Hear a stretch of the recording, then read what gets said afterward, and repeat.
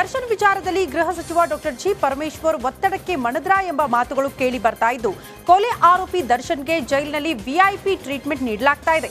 ಗೃಹ ಇಲಾಖೆ ಅಧೀನದಲ್ಲಿ ಬರುವ ಬಂಧೀಖಾನೆ ಇಲಾಖೆ ಗೃಹ ಸಚಿವರ ಒತ್ತಡಕ್ಕೆ ಮಣಿದು ದರ್ಶನ್ ಬಗ್ಗೆ ಸಾಫ್ಟ್ ಕಾರ್ನರ್ ತೋರಿದ್ದು, ಜೈಲಿನಲ್ಲಿ ದರ್ಶನ್ ಅಂಡ್ ಟೀಮ್ನ ರಾಜಾತಿಥ್ಯದ ಫೋಟೋ ವೈರಲ್ ಆಗಿದೆ.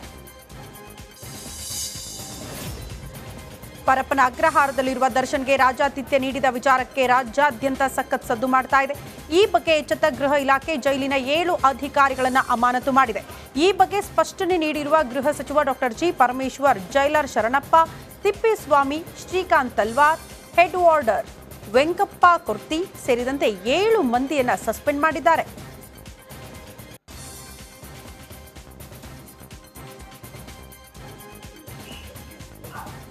ಒಂದು Sharavana jailers Sharanabasava Aminagad, Prabhu S Khandelwal, assistant jailers L S. Tippeswamy, Srikanth Talwar, L S. Tippeswamy, Srikanth Talwar ಇವರಿಬ್ಬರು ಜೈಲರ್, ಇದು ಸಬ್ ಅಸಿಸ್ಟೆಂಟ್ ಜೈಲರ್ಸ್.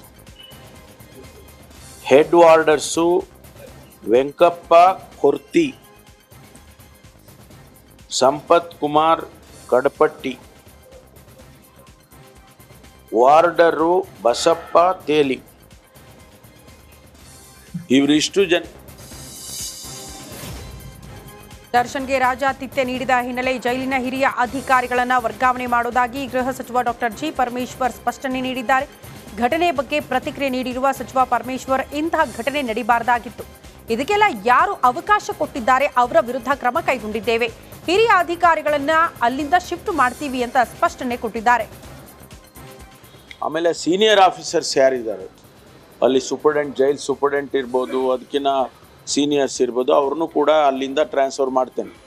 ಅಲ್ಲಿಂದ ಶಿಫ್ಟ್ ಮಾಡಿ ಬೇರೆಯವ್ರನ್ನ ಹಾಕೋದಕ್ಕೆ ಈಗಾಗಲೇ ನಾನು ವರದಿ ಬಂದ ತಕ್ಷಣ ಅವ್ರ ಮೇಲೂ ಕೂಡ ಕ್ರಮ ತಗೊಳ್ತೀವಿ. ಯಾಕೆಂದರೆ ಪದೇ ಈ ರೀತಿ ಆಗಬಾರ್ದು.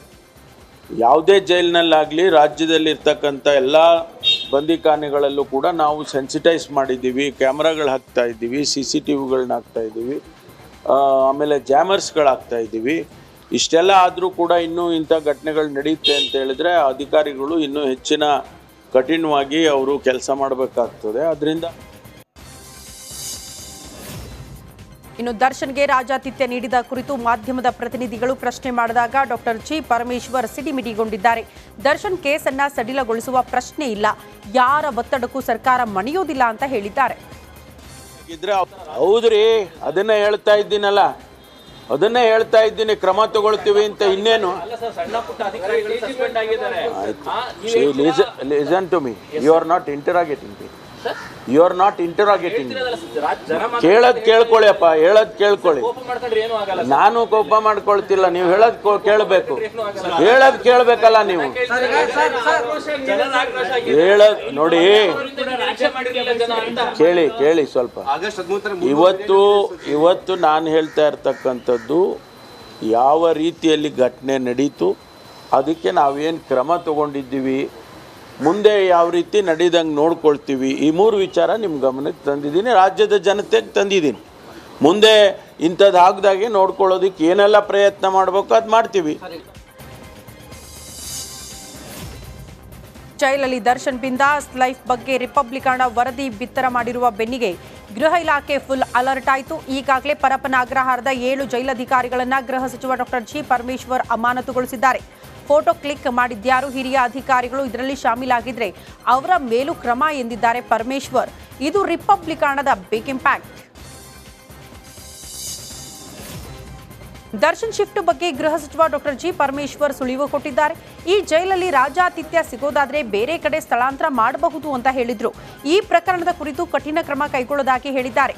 ಹಾಗೆಯೇ ದರ್ಶನ್ ಸ್ಥಳಾಂತರದ ಬಗ್ಗೆ ಪರಮೇಶ್ವರ್ ಉಲ್ಲೇಖ ಮಾಡಿದ್ದಾರೆ. ಅದನ್ನು ಎಕ್ಸಾಮಿನ್ ಮಾಡ್ತೀವಿ. ಯಾಕೆಂದರೆ ಇಲ್ಲಿ ಎಲ್ಲೋ ಒಂದು ಕಡೆ ನೀವು ಹೇಳ್ದಂಗೆ ಆತಿಥ್ಯ ಸಿಗ್ತದೆ ಅನ್ನುವಾಗ ಆತಿಥ್ಯ ಸಿಗದೇ ಇರೋ ಕಡೆ ನೋಡೋಣ. ಸಿಗದೇ ಇರೋ ಕಡೆ ಅಂದರೆ ಅಲ್ಲೂ ಯಾಕ್ರಿ ಕೊಡ್ತಾರೆ. ಜೈಲಿನಲ್ಲಿ ದರ್ಶನ್ಗೆ ರಾಜಾತಿಥ್ಯದ ಹಿನ್ನೆಲೆ ಗೃಹ ಸಚಿವರನ್ನ ದಯಾನಂದ್ ಭೇಟಿ ಮಾಡಿದ್ರು. ಗೃಹ ಸಚಿವ ಡಾಕ್ಟರ್ ಜಿ ಪರಮೇಶ್ವರ್ ಅವರಿಗೆ ಬೆಂಗಳೂರು ಪೊಲೀಸ್ ಆಯುಕ್ತ ದಯಾನಂದ್ ಮಾಹಿತಿ ನೀಡಿದ್ರು. ಕಾನೂನು ಸುವ್ಯವಸ್ಥೆ ಎಡಿಜಿಪಿ ಆಗಿರುವ ಹಿತೇಂದ್ರ ಅವರಿಂದಲೂ ಮಾಹಿತಿ ಪಡೆದುಕೊಂಡರು. ಬಳಿಕ ಡಾಕ್ಟರ್ ಜಿ ಪರಮೇಶ್ವರ್ ಪರಪ್ಪನ ಅಗ್ರಹಾರ ಜೈಲಿಗೆ ಭೇಟಿ ನೀಡಿದ್ದಾರೆ. ದರ್ಶನ್ ರಾಜಾತಿಥ್ಯ ವಿಚಾರದ ಸಂಬಂಧ ಕಾರಾಗೃಹ ಡಿಜಿಪಿ ಮಾಲಿನಿ ಕೃಷ್ಣಮೂರ್ತಿ ಪ್ರತಿಕ್ರಿಯೆ ನೀಡಿದ್ದಾರೆ. ಜೈಲಿನಲ್ಲಿ ದರ್ಶನ್ ರಾಜಾತಿಥ್ಯದ ಪ್ರಾಥಮಿಕ ವರದಿ ಇದೆ. ನಾನು ಕಾರಾಗೃಹಕ್ಕೆ ಭೇಟಿ ನೀಡುತ್ತಿದ್ದೀನಿ ಅಂತ ಮಾಲಿನಿ ಕೃಷ್ಣಮೂರ್ತಿ ಹೇಳಿದ್ದಾರೆ. ಕಾರಾಗೃಹದ ಬಳಿಯೇ ಉತ್ತರ ಕೊಡ್ತೀನಿ ಅಂತ ಹೇಳಿದ್ರು. ಮೇಡಮ್ ಅಲ್ಲಿ ಮಾತಾಡ್ತೀನಿ. ಇಲ್ಲಿ ತನಕ ಏನಾಗಿದೆ ಅಂತ ಅಷ್ಟೇ madam. I will talk to you they.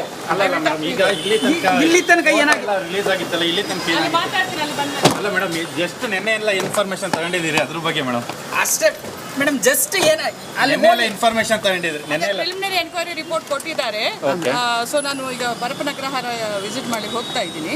So ಅದು ಯಾವ ರೀತಿ ಸಿಕ್ತು ಈ ಮೊಬೈಲ್, ಅದ್ರ ಬಗ್ಗೆ ಅಲ್ಲಿ ಹೋಗಿದ ಮೇಲೆ ಮಾತಾಡಿ. ಯಾರಾದ್ರೂ ಸಸ್ಪೆನ್ಷನ್ ಆತರ ಏನಾದ್ರೂ ಆಗಿದೆ? ಏನಾಗಿದೆ, ಸಸ್ಪೆನ್ಷನ್ ಆಗಿದೆ madam. I will speak to you. Darshan photo viral ಬೆನ್ನಲ್ಲೇ ಪರಪ್ಪನ ಅಗ್ರಹಾರ ಜೈಲಿಗೆ ಡಿಐಜಿ ಮಾಲಿನಿ ಕೃಷ್ಣಮೂರ್ತಿ ಭೇಟಿ ನೀಡಿದ್ರು. ಮೊದಲಿಗೆ ದರ್ಶನ್ ವಿಲ್ಸನ್ ಗಾರ್ಡನ್ ನಾಗನ ವಿಚಾರಣೆ ನಡೆಸಿ ನಂತರ ಇಬ್ಬರನ್ನ ಮುಖಾಮುಖಿ ಕೂರಿಸಿ ಮಾಲಿನಿ ಪ್ರಶ್ನೆ ಕೇಳಿದ್ರು. ನೀವಿಬ್ಬರು ಯಾವಾಗ ಭೇಟಿ ಮಾಡಿದ್ರಿ? ಎಷ್ಟು ಸಲ ಭೇಟಿಯಾಗಿದ್ರಿ? ಭೇಟಿಗೆ ಅವಕಾಶ ಕೊಟ್ಟ ಅಧಿಕಾರಿ ಯಾರು ಅಂತ ಪ್ರಶ್ನೆ ಮಾಡಿದ್ದಾರೆ. ನಂತರ ಅಮಾನತುಗೊಂಡ ಅಧಿಕಾರಿಗಳ ವಿಚಾರಣೆ ಕೂಡ ನಡೆಸಿದ್ದಾರೆ. ಸೆಂಟ್ರಲ್ ಜೈಲ್ನ ಸಿಸಿಟಿವಿ ಕೂಡ ಪರಿಶೀಲನೆ ಮಾಡಲಾಗ್ತಾ ಇದೆ. ರೌಡಿ ಶೀಟರ್ಸ್ ಜೊತೆ ಗುರುತಿಸಿಕೊಂಡ ದರ್ಶನ್ಗೆ ಮತ್ತೊಂದು ಸಂಕಷ್ಟ ಎದುರಾಗಿದೆ.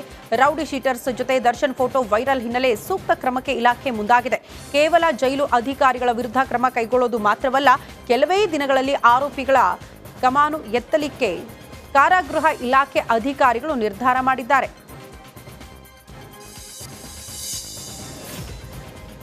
ವಿಲ್ಸನ್ ಗಾರ್ಡನ್ ನಾಗನ ಜೊತೆ ದರ್ಶನ್ ರಿಲ್ಯಾಕ್ಸ್ ಮೂಡ್ನಲ್ಲಿ ಕಂಡು ಬಂದಿದ್ದು ಫೋಟೋ ಲೀಕ್ ಆಗಿರುವ ಬೆನ್ನಿಗೆ ಪೊಲೀಸರು ಅಲರ್ಟ್ ಆಗಿದ್ದಾರೆ.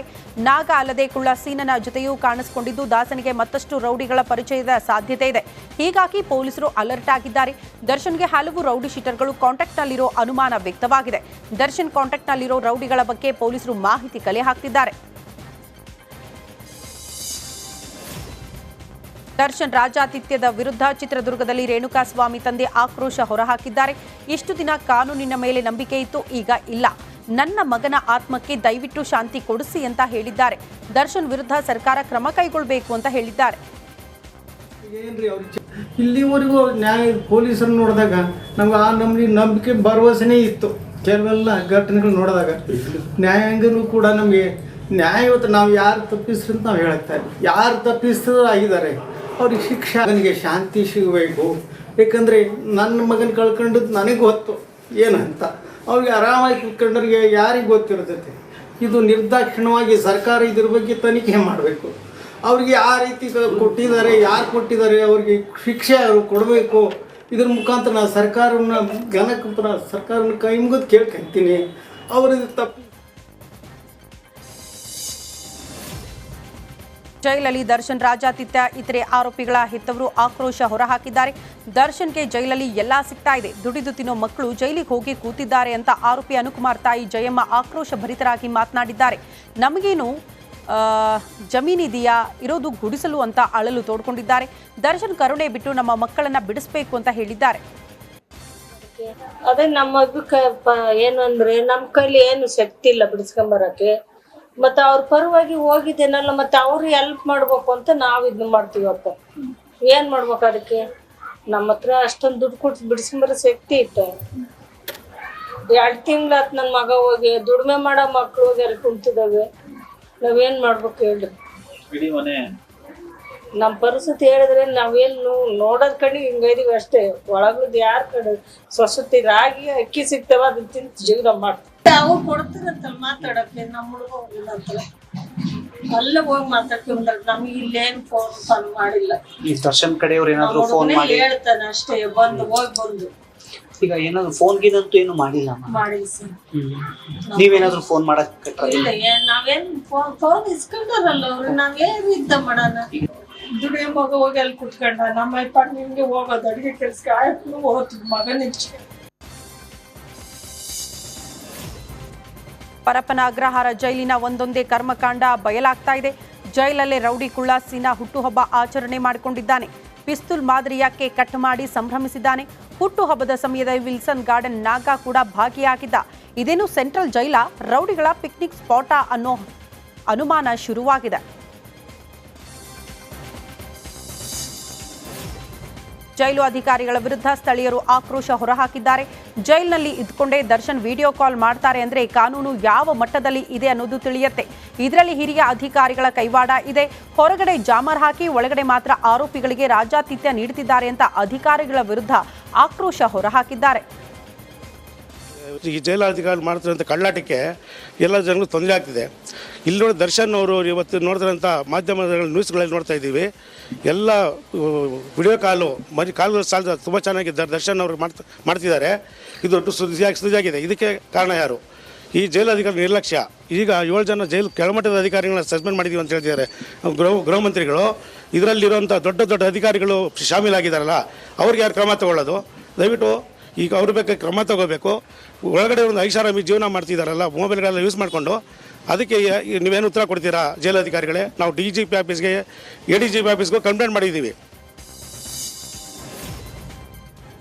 ಉಡುಪಿ ಜಿಲ್ಲೆ ಕಾರ್ಕಳದಲ್ಲಿ ನಡೆದ ಯುವತಿ ಮೇಲಿನ ಅತ್ಯಾಚಾರ ಖಂಡಿಸಿ ವಿವಿಧ ಸಂಘಟನೆಗಳು ಪ್ರತಿಭಟನೆ ನಡೆಸಿವೆ.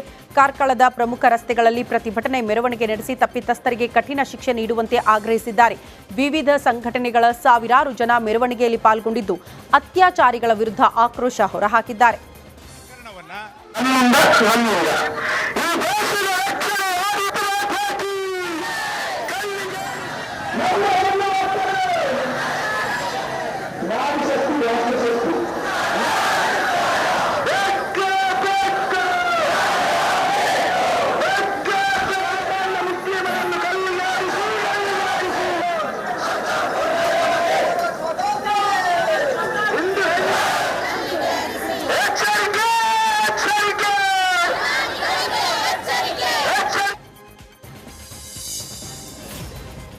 ವಿಜಯನಗರದ ಹೊಸಪೇಟೆ ನಗರಸಭೆ ಅಧಿಕಾರಿಗಳ ವಿರುದ್ಧ ಸದಸ್ಯರು ಪ್ರತಿಭಟನೆ ನಡೆಸಿದರು. ಹಲವು ಅವಘಡಗಳಿಗೆ ಆಯುಕ್ತರು ಅಧಿಕಾರಿಗಳ ನಿರ್ಲಕ್ಷ್ಯ ಕಾರಣ ಅಂತ ಆಕ್ರೋಶ ಹೊರಹಾಕಿದರು. ವಿರಾಟ್ ಎಂಬ 4 ವರ್ಷದ ಮಗು ಗುಂಡಿಯಲ್ಲಿ ಬಿದ್ದು ಸಾವನ್ನಪ್ಪಿದೆ. ಇನ್ನೆಷ್ಟು ಅಮಾಯಕ ಜೀವಗಳು ಬಲಿಯಾಗಬೇಕು ಅಂತ ಸದಸ್ಯರು ಆಕ್ರೋಶ ಹೊರಹಾಕಿದ್ದಾರೆ. ಈ ಕೂಡಲೇ ಪೌರಾಯುಕ್ತ ಚಂದ್ರಪ್ಪರನ್ನ ವಜಾ ಮಾಡಬೇಕು ಅಂತ ಘೋಷಣೆ ಕೂಗಿದ್ದಾರೆ.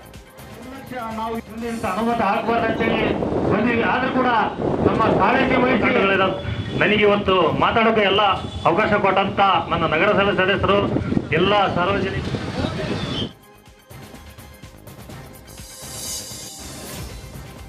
ಚಿಕ್ಕಮಗಳೂರು ಜಿಲ್ಲೆಯ ಮೂಡಿಗೆರೆ ತಾಲೂಕಿನ ಬಗಸಗೋಡು ಸರ್ಕಾರಿ ಶಾಲೆಯಲ್ಲಿ ಶಿಕ್ಷಕರ ಕೊರತೆಯಿಂದಾಗಿ ಮಕ್ಕಳಿಗೆ ಸಮಸ್ಯೆ ಉಂಟಾಗಿದೆ. ಶಿಕ್ಷಕರ ಕೊರತೆಯಿಂದ ವಿದ್ಯಾರ್ಥಿಗಳು ಹಾಗೂ ಪೋಷಕರು ಪ್ರತಿಭಟನೆ ನಡೆಸಿದರು. ಕ್ಷೇತ್ರ ಶಿಕ್ಷಣಾಧಿಕಾರಿ ವಿರುದ್ಧ ಘೋಷಣೆ ಕೂಗಿ ಆಕ್ರೋಶ ಹೊರಹಾಕಿದರು. 75ಕ್ಕೂ ಹೆಚ್ಚು ವಿದ್ಯಾರ್ಥಿಗಳು ಇರುವ ಸರ್ಕಾರಿ ಶಾಲೆಗೆ ಶಿಕ್ಷಕರನ್ನ ನೇಮಿಸುವಂತೆ ಒತ್ತಾಯಿಸಿ ವಿದ್ಯಾರ್ಥಿಗಳು ಪೋಷಕರು ಪ್ರತಿಭಟನೆ ನಡೆಸಿದರು.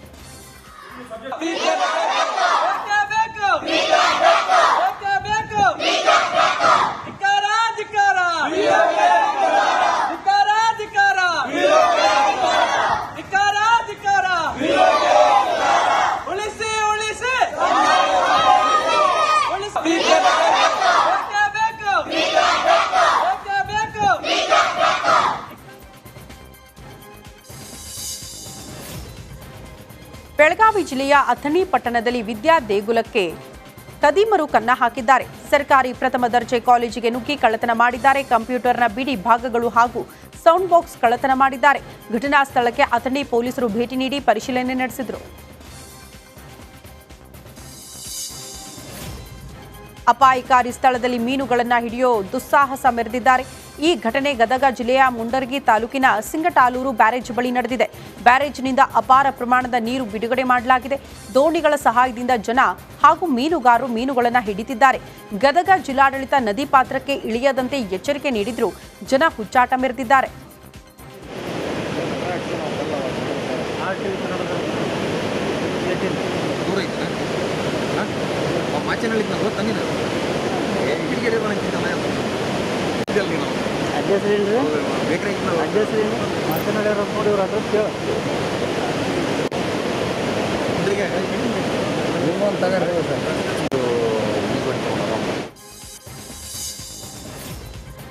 ಬಾಗಲಕೋಟೆ ಜಿಲ್ಲೆ ರಬಕವಿ ಬನಹಟ್ಟಿ ತಾಲೂಕಿನ ಡವಳೇಶ್ವರ ಘಟಪ್ರಭಾ ಸೇತುವೆ ಜಲಾವೃತಗೊಂಡಿದೆ. ಘಟಪ್ರಭಾ ನದಿಯಲ್ಲಿ ನೀರಿನ ಹರಿವು ಹೆಚ್ಚಾಗಿರುವ ಹಿನ್ನೆಲೆ ಘಟಪ್ರಭಾ ಸೇತುವೆ ಮುಳುಗಡೆಯಾಗಿದೆ. ಡವಳೇಶ್ವರ ಸಂಪರ್ಕ ಕಡಿತಗೊಂಡಿದ್ದು ಸವಾರು ಪರದಾಡುವಂತಾಗಿದೆ.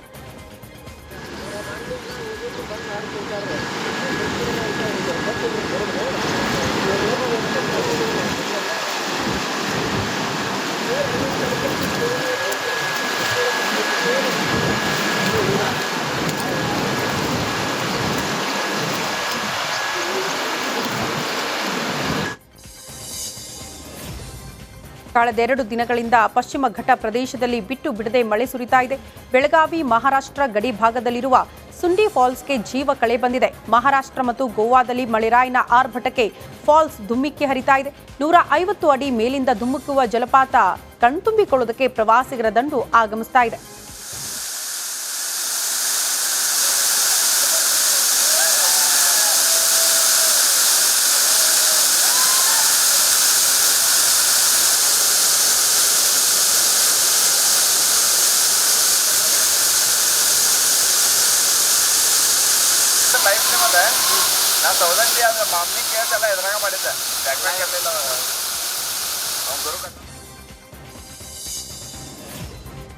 ಕೊಡಗಿನಲ್ಲಿ ಕಾಡಾನೆಗಳನ್ನು ಓಡಿಸುವ ಕಾರ್ಯಾಚರಣೆ ನಡೆಯುತ್ತಿದೆ. ಕಾಡಾನೆಗಳನ್ನು ಕಾಫಿ ತೋಟದಿಂದ ಅರಣ್ಯಕ್ಕೆ ಅಟ್ಟುವ ಕಾರ್ಯಾಚರಣೆ ನಡೀತಾ ಇದ್ದು, ಕಾರ್ಯಾಚರಣೆಯ ಸಂದರ್ಭ ಆನೆಗಳು ಹಿಂಡು ಹಿಂಡಾಗಿ ರಸ್ತೆ ದಾಟುವ ದೃಶ್ಯ ಮೊಬೈಲ್ನಲ್ಲಿ ಸೆರೆ ಹಿಡಿಯಲಾಗಿದೆ.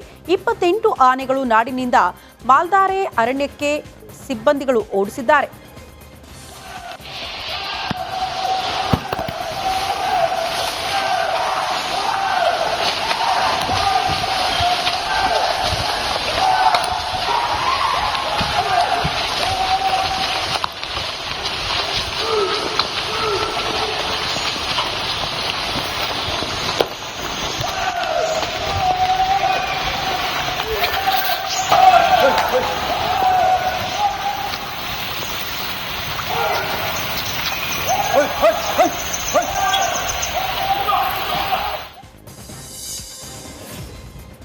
ಉಡುಪಿಯಲ್ಲಿ ಇಂದು ಶ್ರೀಕೃಷ್ಣ ಜನ್ಮಾಷ್ಟಮಿಯ ಸಂಭ್ರಮ ಮನೆ ಮಾಡಿದೆ. ಶ್ರೀಕೃಷ್ಣ ಜನ್ಮಾಷ್ಟಮಿಯ ದಿನ ಕೃಷ್ಣನ ದರ್ಶನಕ್ಕೆ ಸರತಿ ಸಾಲಿನಲ್ಲಿ ಕಾದು ಭಕ್ತರು ಶ್ರೀಕೃಷ್ಣ ದರ್ಶನ ಪಡೆದುಕೊಂಡಿದ್ದಾರೆ. ರಾಜ್ಯ ಹೊರ ರಾಜ್ಯದಿಂದ ಭಕ್ತರು ಆಗಮಿಸುತ್ತಿದ್ದಾರೆ. ಹುಲಿ ವೇಷಧಾರಿಗಳು ಗಂಡು ಹೆಣ್ಣು ಭೇದವಿಲ್ಲದೆ ಹುಲಿ ವೇಷಕ್ಕೆ ಹೆಜ್ಜೆ ಹಾಕಿದ್ದಾರೆ.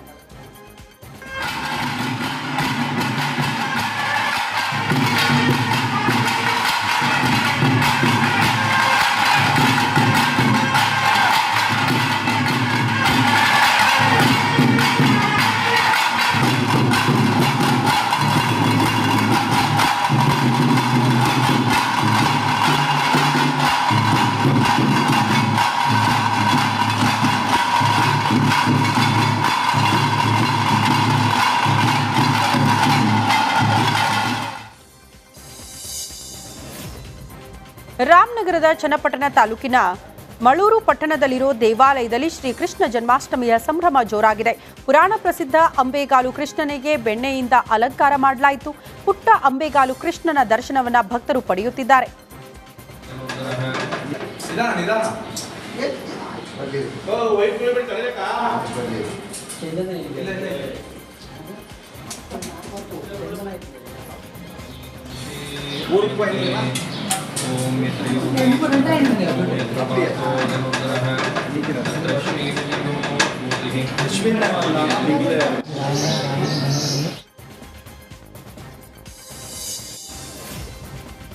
ಶ್ರೀಕೃಷ್ಣನ ಜನ್ಮಭೂಮಿ ಮಥುರಾದಲ್ಲಿ ಕೃಷ್ಣ ಜನ್ಮಾಷ್ಟಮಿಯನ್ನು ಅದ್ಧೂರಿಯಾಗಿ ಆಚರಿಸುತ್ತಿದ್ದಾರೆ. ದೇಶದ ಮೂಲೆ ಮೂಲೆಗಳಿಂದ ಪ್ರವಾಸಿಗರು ಆಗಮಿಸಿ ಮಾಧವನ ದರ್ಶನ ಪಡೆಯುತ್ತಿದ್ದಾರೆ. ಭಕ್ತರಿಗಾಗಿ ಸಾಮೂಹಿಕ ಪ್ರಾರ್ಥನೆ ಆಯೋಜನೆ ಮಾಡಲಾಗಿದ್ದು, ಮುರುಳಿಯ ಗುಣಗಾನದಲ್ಲಿ ತಲ್ಲೀನರಾಗಿದ್ದಾರೆ.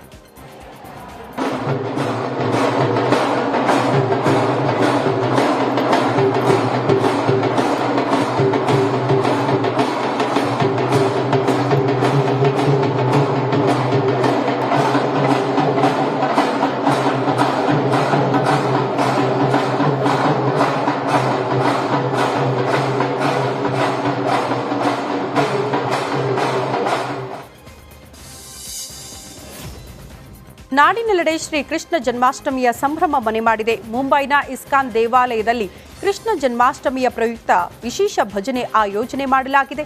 ಬಣ್ಣ ಬಣ್ಣದ ಹೂಗಳಿಂದ ಅಲಂಕಾರವಾಗಿದ್ದ ಮಾಧವ ಕಂಗೊಳಿಸುತ್ತಿದ್ದಾನೆ.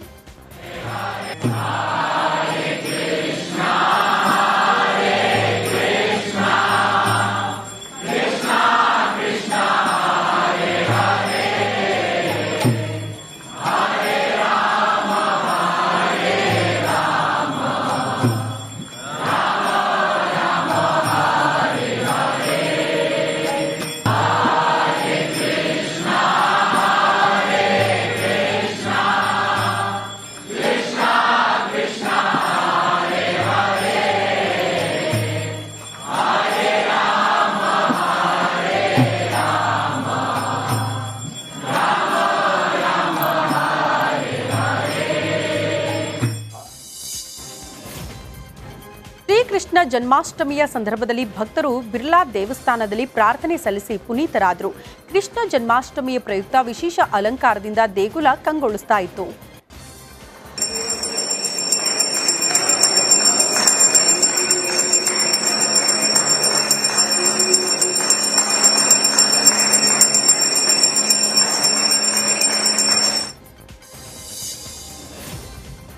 ಇಂದು ಶ್ರೀ ಕೃಷ್ಣ ಜನ್ಮಾಷ್ಟಮಿ ಪ್ರಯುಕ್ತ ಉಜ್ಜಯಿನಿ ಮಹಾಕಾಳೇಶ್ವರ ದೇವಸ್ಥಾನದಲ್ಲಿ ಮಹಾಕಾಳನಿಗೆ ವಿಶೇಷ ಪೂಜೆ ಸಲ್ಲಿಸಲಾಯಿತು. ಕೇಂದ್ರ ಸಚಿವ ದುರ್ಗಾದಾಸ್ ಯುಕೆ ಮತ್ತು ಭಕ್ತರು ಮಹಾಕಾಳನ ದರ್ಶನ ಪಡೆದು ಪ್ರಾರ್ಥನೆ ಸಲ್ಲಿಸಿದರು.